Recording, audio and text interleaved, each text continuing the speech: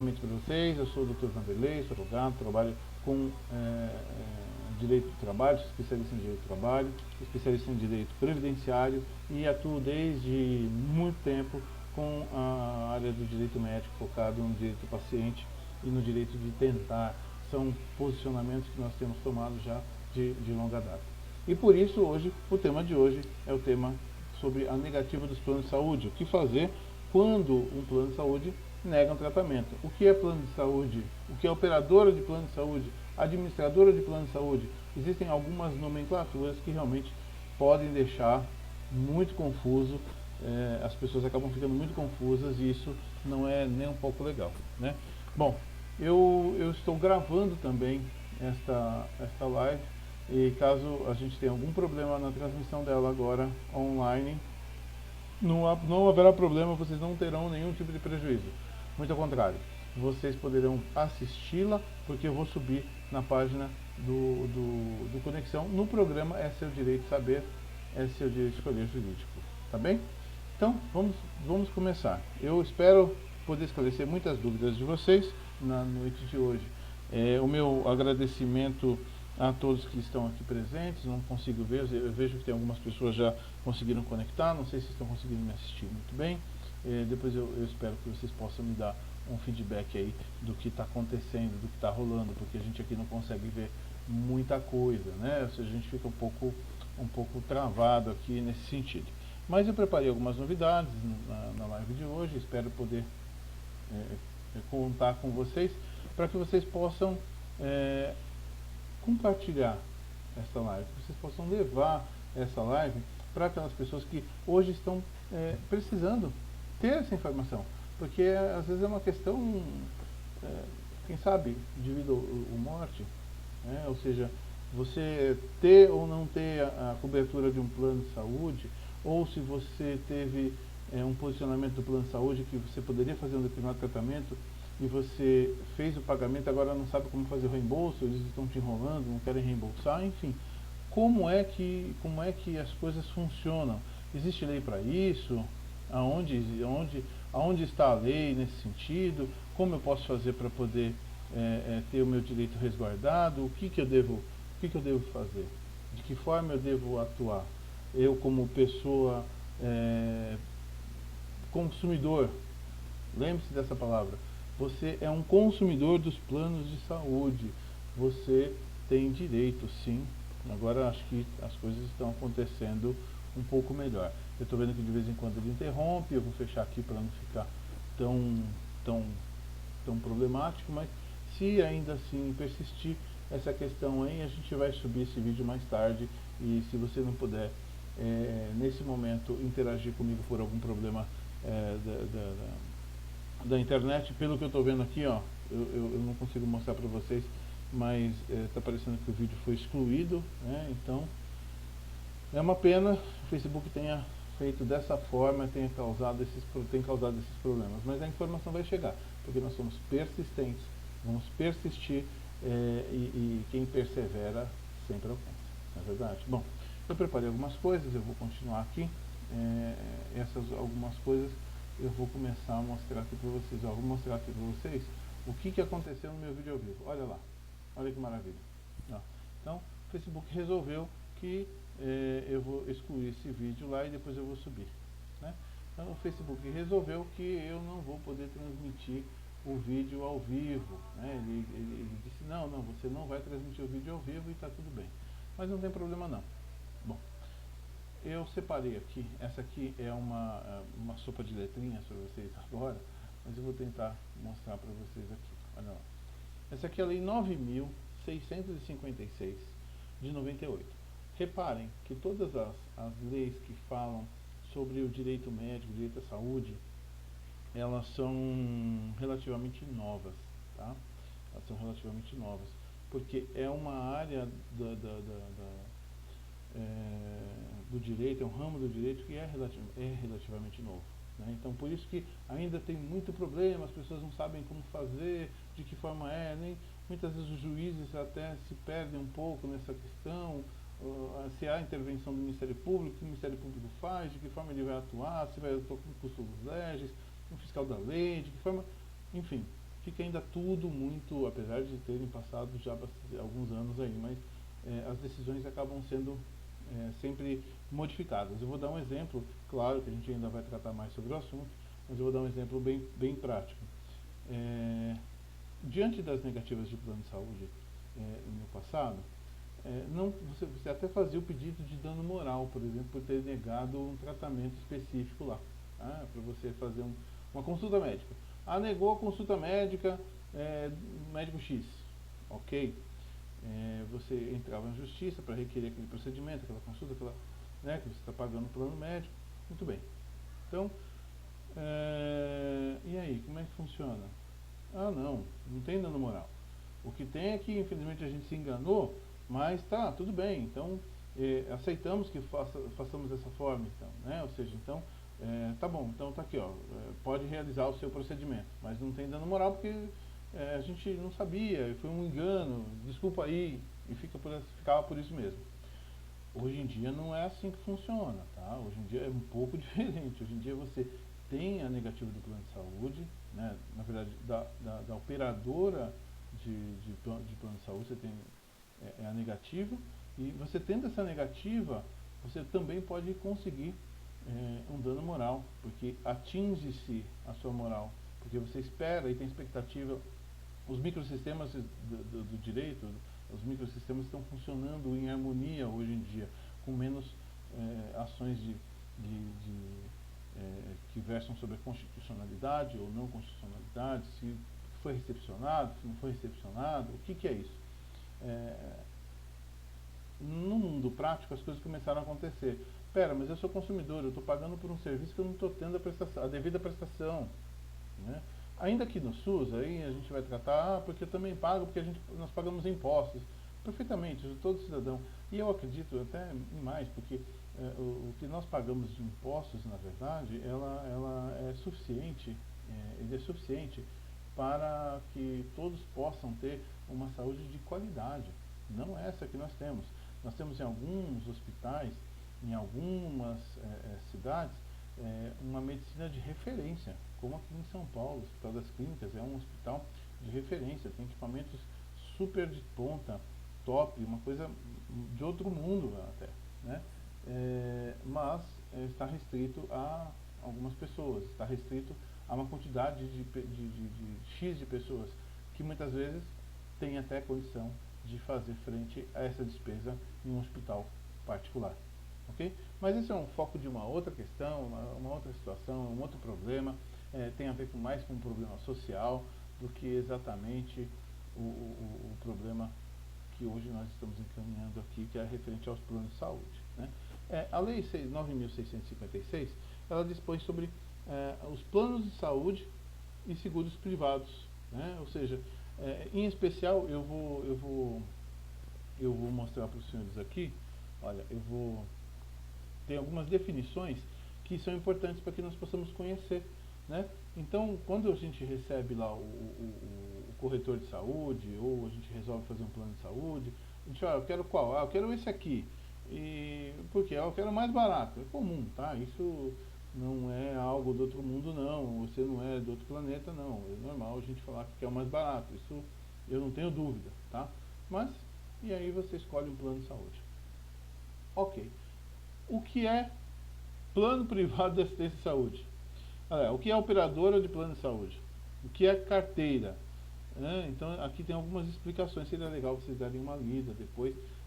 Acessem sempre o site aqui do Planalto, tá? planalto.gov.br, podem procurar lá a Lei 9.656, tá?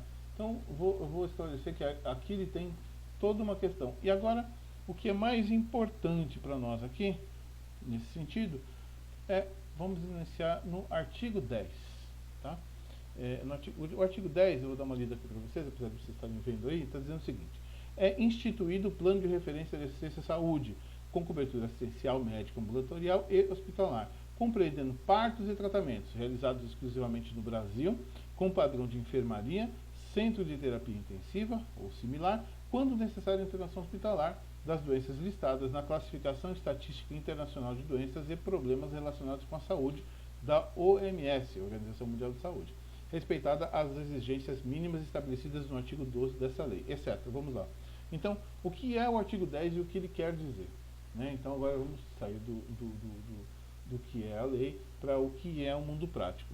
O que é que tem que ter num plano, o mínimo que tem que ter num plano de saúde que você fez aí. No mínimo que tem que ter é o que está aqui. Tá? É o que está no artigo, ao teor do artigo 10. O mínimo, esse é o mínimo que tem que ter. Ah, mas no meu contrato que eu assinei lá, não tem que ele cobre prótese. Espera, mas vamos lá no artigo 10. Procedimentos clínicos ou cirúrgicos para fins estéticos, bem como órtese e prótese para o mesmo fim. Se não tem no meu contrato, será que existe cobertura? Se não tem no meu contrato, veja, se não tem no seu contrato, tem na lei, vale o que está na lei. Então, o seu contrato tem que ter sempre mais do que tiver na lei. A cobertura no seu contrato deve ser maior do que a que está na lei. Porque aquela que está na lei, ela já acontece, ela já existe. Né?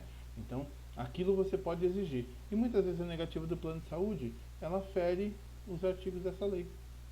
E ferindo os artigos dessa lei, é necessário que você ingresse no judiciário, mais uma vez. Procure a defensoria pública, se você não tem condições financeiras de arcar com os custos de um advogado particular. Se puder, contrate um advogado particular e, de preferência, um que seja especialista nessa área, nesse segmento. Não adianta pegar aquele criminalista que é ótimo criminalista, mas ele não entende de direito civil tanto quanto um especialista focado na área de direito médico. É sempre bom buscar sempre os especialistas nesse sentido. Não adianta. É como você ir ao dentista com um problema sério de canal e, na verdade, você não... Perdão. Ao invés de você ir num dentista para você tratar de um problema sério de canal, você vai no podólogo. Né? Então, não adianta. São situações diferentes. Então, procure sempre um especialista no caso. Né? Vamos lá. Então, o artigo 10 ele tem uma lista, um rol do que é que um plano médico deve cobrir. E aí tem algumas exigências mínimas que estão lá no artigo 12. A gente vai descer lá, eu vou levar para vocês. Né? Facultadas à oferta, a contratação e vigência dos produtos que tratam de inciso primeiro, enfim, esse blá blá blá aqui, que vocês estão lendo. Né? Então, vamos lá. O que isso aqui quer dizer? São algumas exigências, né? Algumas exigências mínimas que a própria ANS, e por lei, já está sendo definido que tem que existir. Então, quando incluir um atendimento ambulatorial, obrigatoriamente consultas médicas em um número ilimitado. Aí você olha no seu contrato, está lá. Atendimento ambulatorial, né? Ok. Consultas médicas só pode fazer 10. Não, é ilimitado. Em clínicas especializadas, básicas, reconhecidas pelo Conselho Federal de Medicina. Não adianta ir numa boqueta qualquer. Né? Então, a lei serve para regulamentar e serve para poder consolidar. Então, o que fazer quando você tiver uma negativa de um plano de saúde? O que você deve fazer quando você tiver uma negativa de plano de saúde? É muito simples. Você tem que procurar um advogado especialista para que esse advogado especialista possa efetivamente trazer para vocês. Eu estou abrindo ali, nem percebi que eu tinha saído, perdão. Então, um especialista para poder trazer à luz do artigo 10, do artigo 12, dos outros demais, o que é possível para você. Né? Tem uma questão que também acontece muito, muita gente pergunta, eu já tive muitas situações nesse sentido, que é, eu sou empregado de uma empresa, sou CLT, tenho minha carteira assinada e tenho um plano de saúde.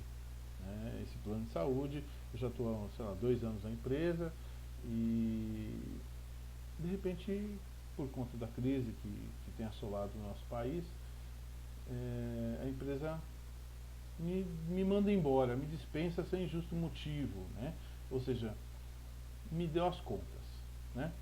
De repente, eu saio do 100 para o 0, né? Ou seja, e diz para mim, olha, é o seguinte, entrega a sua carteirinha do convênio que você também não vai poder mais usar o convênio médico não, tá? O convênio médico é da empresa e acabou, tá? Você acabou. Aí você põe-se a pensar, poxa, eu estou fazendo um tratamento, não é nada muito sério, mas é um tratamento que eu estava fazendo, e se eu for fazer esse tratamento particular, no SUS vai ser um pouco difícil, porque talvez não vou conseguir marcar a consulta depois que eu já não tiver mais o problema, né? Mas, enfim, eu vou continuar esse tratamento na rede particular, e se eu fizer esse tratamento na rede particular vai ser muito difícil, porque vai acabar sendo muito caro, muito oneroso. Bom, o que eu faço? Vamos lá? Buscar na lei? A solução está sempre aqui. Vamos lá. Artigo 30. Vamos lá. Artigo 30. Vamos lá. Vamos lá. Artigo 30. Ao consumidor que contribuir para produtos que tratam do inciso 1º em decorrência do vínculo empregatício, tá? O inciso 1º do parágrafo 1º do artigo 1º trata-se dos planos de saúde, tá, gente?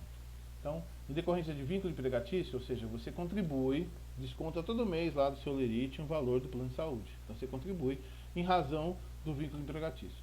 No caso de rescisão ou exoneração de contrato de trabalho sem justa causa, então vamos olhar algumas premissas aqui. Rescisão ou exoneração. Então, rescisão de contrato ou exoneração. Então, eu entendo aqui que é possível também, não só da relação do empregado CLTista, do vínculo de emprego no que diz respeito ao empregado CLTista, isso também pode ser estendido aos funcionários públicos, né, por conta da palavra exoneração. E existe uma necessidade aqui também, um segundo requisito, que é o sem justa causa. Se você deu causa à sua dispensa, a sua dispensa foi motivada, mas como é que a dispensa pode ser motivada? A empresa, por algum motivo, você é, sei lá, porteiro, quem nunca viu isso, e você estava dormindo no seu posto de trabalho. E foi pego lá, enfim, você vai ser dispensado por justo motivo, geralmente por desídia, né? Desídia significa preguiça, né? Então, você vai ser dispensado, enfim, você sendo dispensado, você, por justa causa, você não tem direito, nesse caso, você não tem direito a manter o plano de saúde, ok? Mas quando é sem justa causa, é pacífico que você tem esse direito, só você requerer isso para a empresa. Às vezes a empresa nem sabe, tá? Ela fala para você, olha, acabou o plano, entrega a carteira, e fala, não. Eu posso e tenho direito de ter um plano de saúde. Dá uma olhadinha na lei 9.656, começa a ler lá a partir do artigo 30, que vocês vão entender que eu tenho direito. Então, eu vou esperar aí mais uns 2 dias, vocês dão uma lida lá e a gente volta a conversar. A coisa vai ficar bem tranquila, né? Bom, com relação à justa causa, mas eu fui pego lá, o pessoal falou que eu estava dormindo, mas eu não estava, como é que eu faço? É simples também, nada que uma ação judicial no direito do trabalho, para que tente reverter essa justa causa, você provar que, olha, as coisas não foram bem assim, aí você revertendo essa justa causa, você começa e passa a ter direito a manter-se no plano de saúde. Então vamos seguindo aqui, olha lá, o período de manutenção da condição de beneficiário, ou seja, você vai se manter como beneficiário, será reduzido de 1/3 do tempo de permanência dos produtos do que trata o inciso 1º, depois a gente vai ver lá em cima, tá? Bom, então aqui no parágrafo 2º fala que a manutenção de que trata esse artigo é extensiva, ou seja, não só você que é um empregado, mas também você tinha como beneficiário sua esposa, seus filhos, esse grupo familiar vai continuar, tá? Ok, mas a empresa vai precisar vai fazer, como é que a empresa vai fazer? A empresa vai me pagar o plano médico? Eu não vou pagar mais nada para ela? É isso? Também não é assim que funciona. Então, aqui, o teor dessa lei, ela diz o seguinte, você vai poder permanecer no convênio médico da empresa por um período máximo de 2 anos, tá? E tá aqui, ó, num período mínimo, ou seja, o período mínimo é de 6 meses e um máximo de 24 meses. De que forma? Pagando exatamente o que você pagava.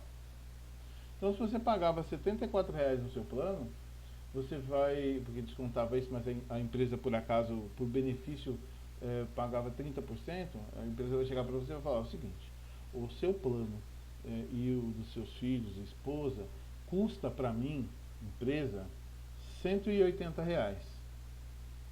Então, caso você tenha interesse, você vai ficar com um plano que não vai ter nenhuma carência, vai ser um plano empresarial, um plano de grupo, né, com todos esses benefícios por um período de até 2 anos. Então é possível você continuar com o seu tratamento. A possibilidade de negativa de tratamento aqui existe? Existe também, mas é uma situação muito menor de quantidade de negativa, haja vista que é um contrato empresarial de grupo e que não tem mais nenhuma carência a ser cumprida. E que todos os requisitos que o plano precisa ter estão elencados lá no artigo 10, como eu já falei. Então, essa é uma questão que eu vou passar agora, se vocês quiserem mais informações, querem mais detalhes. Eu quero saber mais sobre isso, eu gostaria de ter mais informações, como é que eu faço para ter mais informações, como é que eu, né? É simples, você vai procurar o site do Conexão, né? O site do É Seu Direito Saber, É Seu Direito Escolher, jurídico, e vai mandar lá uma mensagem para nós. Se quiser dar uma anotada aí no e-mail, eu vou tentar colocar aqui o e-mail, vou tentar fazer uma arte, eu tô ficando nojento nisso. Vocês vão fazer o seguinte: vocês vão mandar lá um e-mail para nós, né? Eu com a minha equipe responderemos esse e-mail para vocês.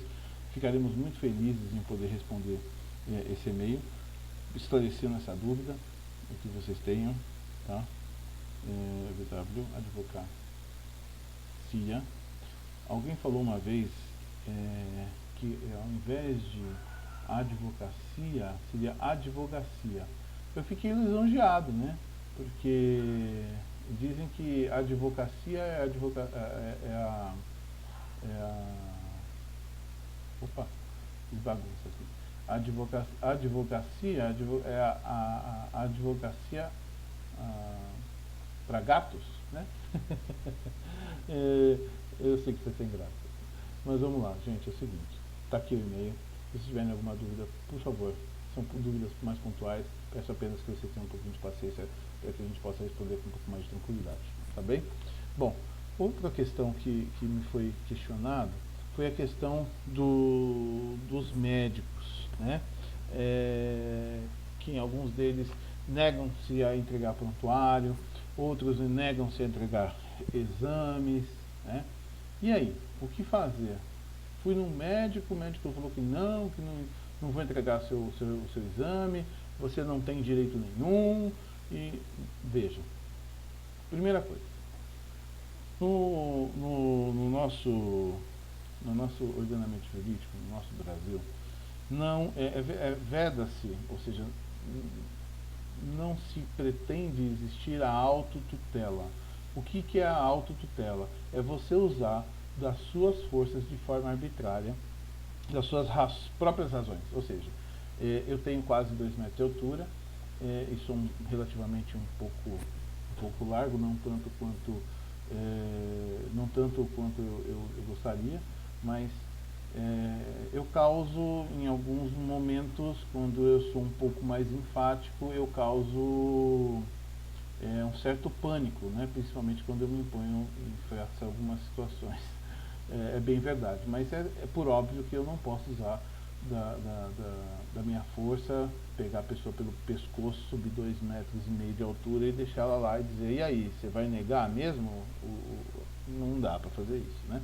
Então, não indico a você que faça isso também, ainda pensando nos dias de hoje, que em breve eu entendo que muita gente vai andar aí armada e isso pode causar um sério dano para todo mundo. Eu não acho que nós temos, muitas pessoas aí não têm condição de manter uma arma, e isso pode causar sérios problemas. Imagina isso, você numa situação, muitas vezes, quando a gente fala de uma situação médica, a gente está falando de uma situação em que a pessoa está com um filho doente, passando mal, ali na frente dele e o médico muitas vezes se nega a atender, e a primeira coisa que se pensa em fazer é pegar aquele camarada e arrebentar ele na pancada.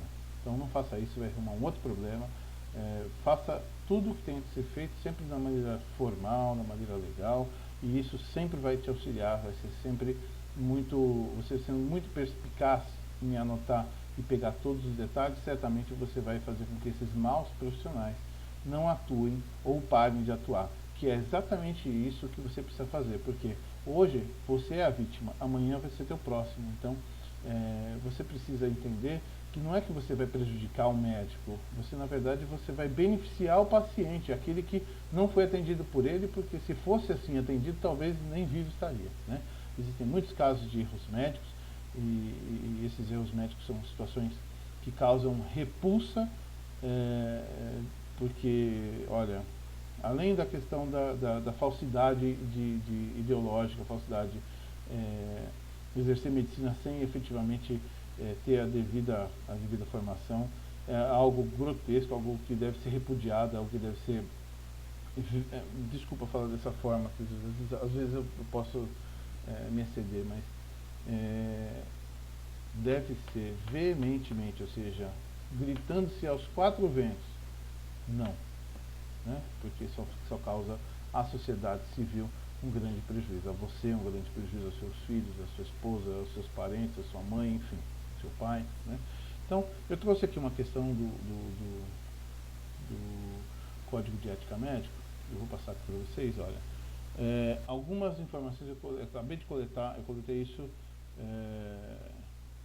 do Conselho Regional de Medicina de Santa Catarina, né? Então, algumas questões aqui fala dos direitos dos pacientes, as denúncias dos médicos e um monte de blá blá blá, né? Então,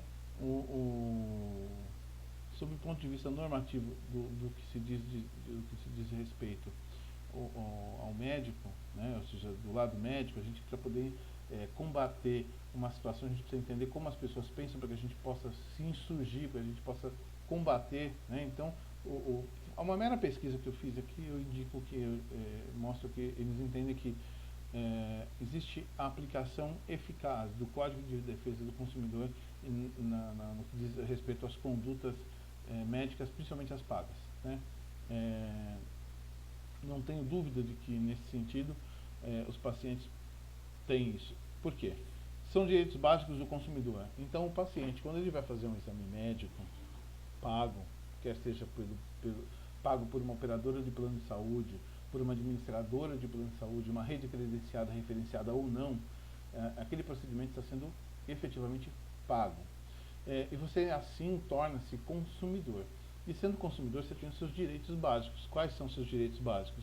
A informação adequada e clara, está ali, ó, que é o artigo 6º, inciso 3º, informação adequada e clara sobre os diferentes produtos e serviços, com especificação correta de quantidade, características, composição, qualidade e preço, bem como sobre os riscos que apresentem. Ou seja, veja, riscos.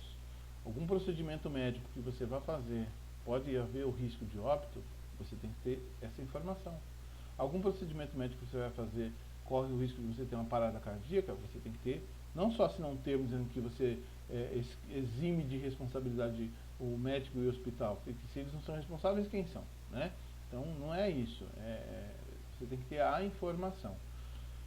O Código de Ética Médica diz que é vedado, no artigo 59, deixar de informar o paciente o diagnóstico, o prognóstico, os riscos e objetivos do tratamento, salvo quando a comunicação direta ao mesmo possa provocar-lhe dano, devendo, nesse caso, a comunicação ser feita ao seu responsável legal.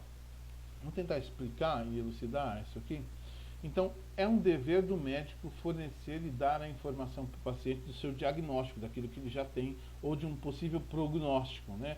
E os riscos e os objetivos. Agora, imagina que essa pessoa é uma criança e ela tem 6 anos de idade e ela é diagnosticada com uma doença que existe a necessidade premente da retirada de um determinado órgão, em que ela vai passar por uma cirurgia.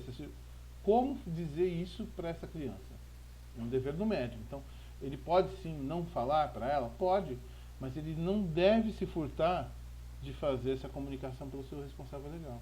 Ou seja, então a pessoa tem um problema de saúde, ou então a pessoa, você sabe se que a pessoa tem um problema de coração, e se você der uma determinada notícia, ela vai passar mal e vai empacotar, passa para o seu responsável legal, né?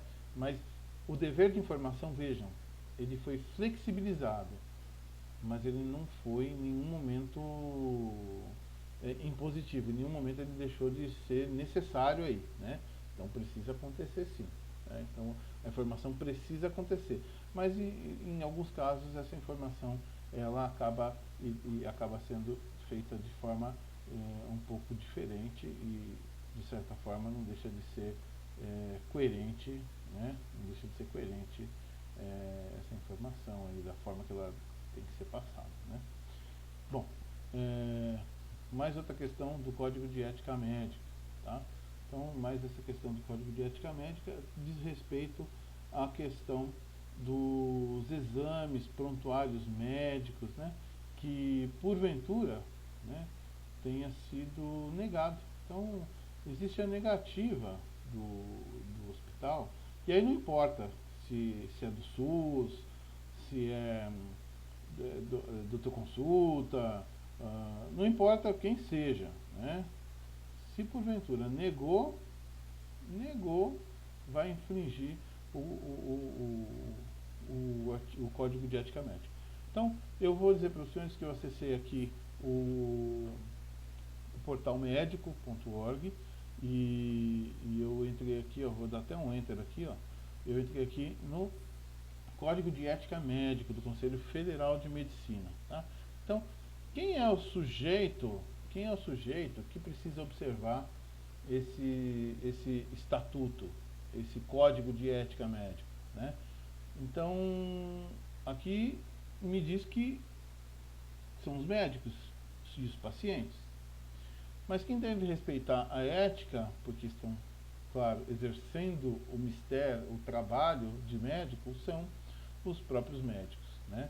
Então, aqui tem alguns direitos, algumas informações sobre os médicos, mas existem também algumas obrigações, como já esperado. Bom, onde é que eu vou achar essa questão da documentação? Ou seja, fiz um exame e o médico o hospital geralmente é isso, né? O hospital não quer entregar meu exame. Bom, o hospital não tem obrigação nenhuma de entregar nada para ninguém. Quem é responsável é o médico. Então, o médico que fez o requerimento para que você fizesse o exame, ele sim precisa ser responsabilizado. Mas como assim? Vamos lá.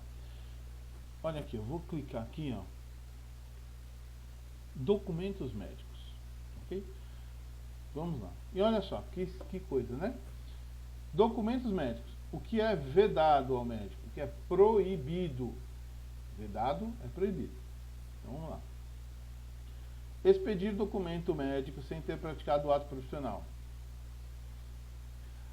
Atestado médico que você nunca passou por médico. Isso é proibido, está aqui. É uma infração ética. É proibido ao médico fazer isso, né? Mas vamos lá, aqui tem outras coisas muito interessantes que a gente pode fazer objeto de outra live, mas o que nos interessa está aqui embaixo no Código de Ética Médica, especialmente no artigo 88. Negar ao paciente acesso ao seu prontuário. O médico não pode em nenhum momento negar acesso ao paciente ao seu prontuário médico ou deixar de lhe fornecer cópia quando solicitada, bem como deixar de lhe dar explicações necessárias à sua compreensão, ou seja, não adianta escrever de qualquer jeito ou falar mediquês, que não é, tem que ser necessários para que para que o paciente possa compreender, salvo quando, aí está aí aquela questão lá que nós já tratamos, é risco para a pessoa e para terceiros, né? É vedado liberar cópias do prontuário sob sua guarda, salvo quando autorizado por escrito pelo paciente, para atender ordem judicial ou a sua própria defesa. Ou seja, ele não pode entregar cópias do prontuário que está na guarda dele. Porém, como o prontuário não é dele, ele está apenas sob a posse, sob a guarda do prontuário, ele deve fornecer cópias sim, desde que exista uma autorização pelo paciente. Então, se eu estou solicitando cópia do meu prontuário, o prontuário é meu, não é dele. Ele pode manter a guarda, né? Ele pode manter a guarda, ele tem o dever de guardar e tudo mais. Mas ele tem que atender tanto a nós quanto um pedido judicial. E aqui já está a solução. O que fazer quando um hospital nega a entrega de exames? Requerer judicialmente. Exibição de documento. Com base no quê? Com base no Código de Ética Médica, no artigo 89. E, claro, está aqui no parágrafo 1º. Quando requisitado judicialmente, o prontuário será disponibilizado ao perito médico nomeado pelo juiz. Né? Então, não vai só chegar lá e de qualquer maneira. Não, vai ser entregue na mão de um outro médico. Né? Veja, aí tem outras questões, né? Que dizem respeito à questão do sigilo profissional, ou seja, existem coisas que os médicos não podem efetivamente, em nenhum momento, levar a informação. Olha, está aqui, ó. Revelar é vedado, sempre é vedado. Revelar o fato que tem conhecimento em virtude do exercício de sua profissão, salvo por justo motivo, dever legal ou consentimento por escrito do paciente. Para que o médico possa levar uma informação sua para qualquer pessoa, você precisa autorizar, inclusive para você mesmo. Né? E aí é onde muitas vezes alguns hospitais colocam e criam procedimentos administrativos. Olha, você pode requerer seu procedimento, seu prontuário médico das 8 às 18 horas. Claro que não, né? Eles colocam assim, ó. Você pode requerer o seu prontuário médico todas as terças e quintas-feiras, no período compreendido das 13 às 16 horas. Somente às terças e quintas-feiras. Em que momento está escrito isso no Código de Ética Médica? Então, se eles estão infringindo o Código de Ética Médico, eles estão, a minha visão, a bem da minha visão, eles estão criando um ilícito civil, né? Ou seja, não é um crime, não estão cometendo um crime, estão cometendo um ilícito civil, né? Agora eu pergunto para vocês, eu estou ficando bom nisso aqui. Código Civil, porque quando a gente fala de ilícito civil, a gente fala de Código Civil. Onde a gente consegue entender ou mostrar essa questão? Olha lá. Dos atos ilícitos, o artigo 186 diz o quê? Aquele que, por ação ou omissão, ou seja, por um ato, ou por algo que deixou de fazer, ou seja, tá aí, ó, deixou de cumprir a determinação do paciente, entregar o exame, o prontuário médico, sendo ele por negligência ou imprudência, violar um direito, está violando o seu direito, está se retendo um documento que é seu, e dessa forma ele está causando um dano. Você deixou de fazer uma consulta, você deixou de requerer um medicamento, enfim, você causou um dano, ainda que exclusivamente moral, ou seja, você passou somente vergonha de não ter conseguido pegar esse documento, comete um ato ilícito. Olha que interessante. Então a gente já entendeu que a negativa é um ato ilícito. E esse ato ilícito, como é? O que eu faço com esse ato ilícito? Vamos lá agora no artigo 927. Olha que interessante. Aquele que por ato ilícito, artigo 186 e 187, causar dano a alguém, a outrem, fica obrigado a repará-lo. Então, fica obrigado a repará-lo. Ótimo. Bom, como é que eu posso ser reparado? Eu deixei de ter oportunidade de requerer um medicamento que custa 20 mil reais e que estava sendo feito, sei lá, alguma coisa em que você teria um desconto naquele dia ou naquela semana, se apresentasse o prontuário não, apresentasse a receita médica ou a necessidade, você teria um desconto de 50%. Então tá aí, você já tem um dano, já tem um ato ilícito, o dever de reparar e o dano efetivo, ou seja, é um dano material. Comprovado isso, levado a juízo, você vai ter uma reparação civil e também podendo pedir dano moral nesse sentido, porque é um pedido totalmente normal, né? Então, pessoal, eu fico muito feliz de poder ter compartilhado essa live de vocês com vocês hoje. Eu gostaria de receber bastante e-mails com dúvidas, eu gostaria de receber muitas informações para que eu possa esclarecer mais ainda, cada vez mais, as dúvidas que vocês porventura tenham. Eu vou deixar aqui, ó, tá aqui, ó, o endereço de e-mail vai ficar aqui, ó, para vocês.